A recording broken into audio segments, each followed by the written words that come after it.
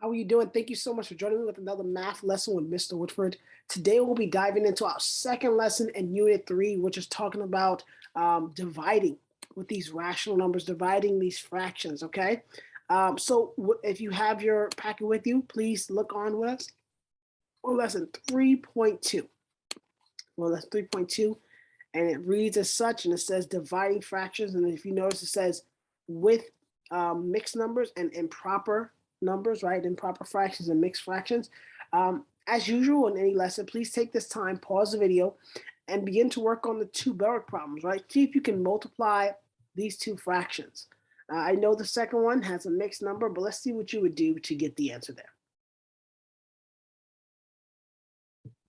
Awesome. I hope you had enough time to be able to work on the Bellrick. Hope you was able to pause it.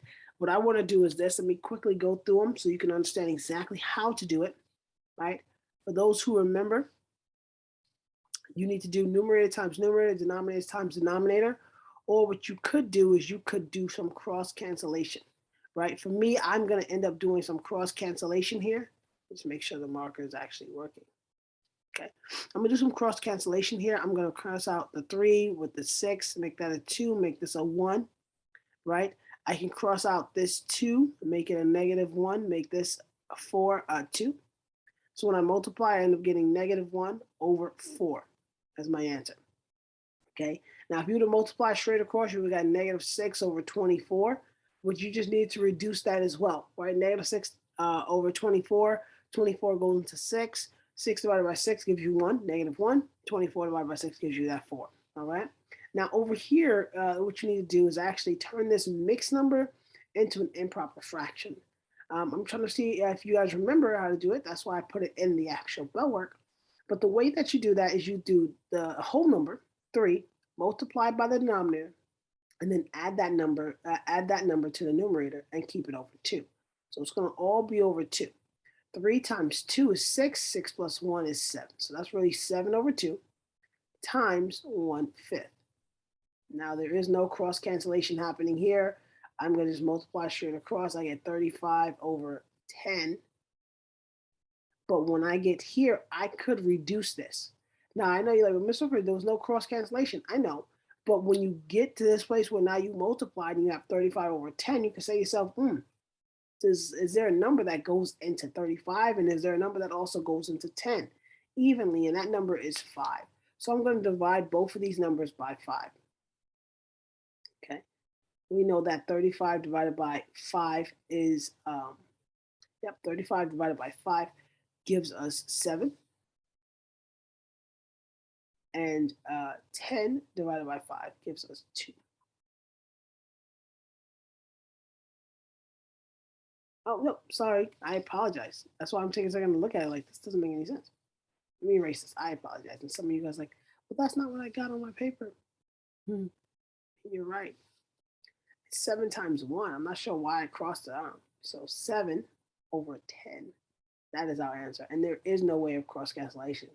See, and that should have been a hint to me right away, right? And I'm not perfect, but that should have been a hint. If there was no way of cross cancellation in the beginning, why would I have to here? But sometimes that might happen, right? But double check your work just as I did, and I noticed, something's not right. And 7 times 1 is 7, 2 times 5 is 10, all right?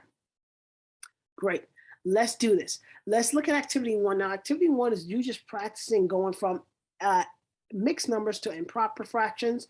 I'll do A with you, and you can do B and C, okay? Once again, you're doing 3 times 4. Sorry, I'm not trying to zoom in.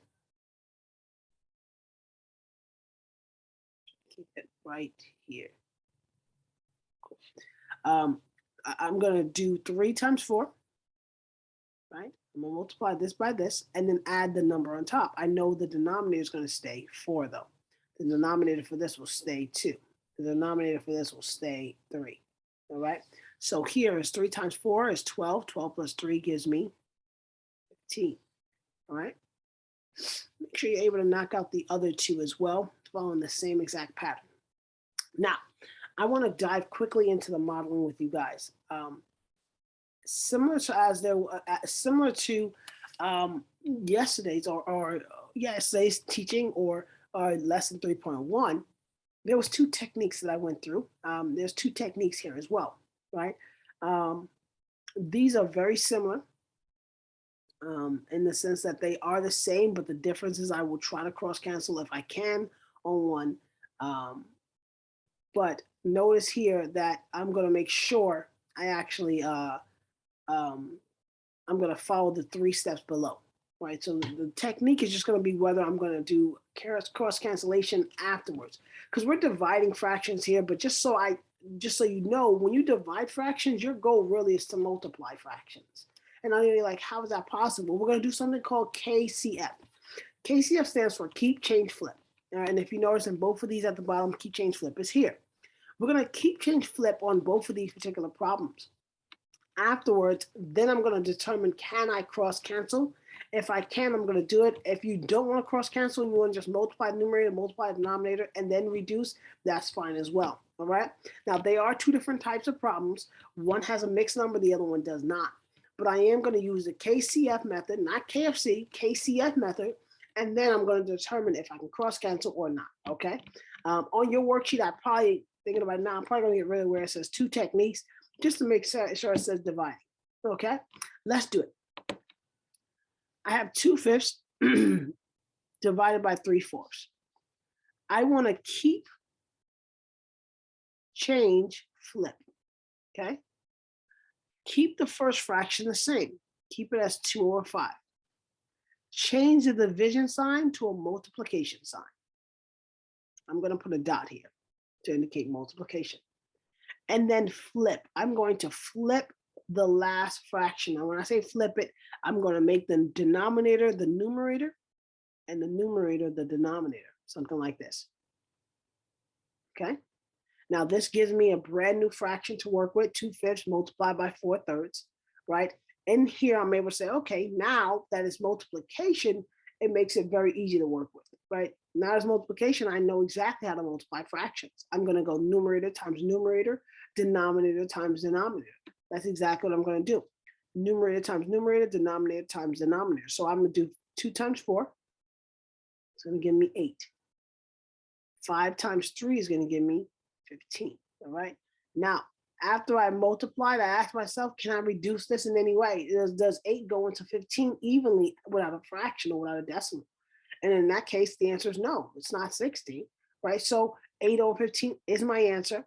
And that's what we do. Now, if I was using the calculator to check my answer, okay, because I want to make sure you understand, you can use the calculator to also check your answer here. Oh, you know what? Those are my two techniques. I'll leave it up.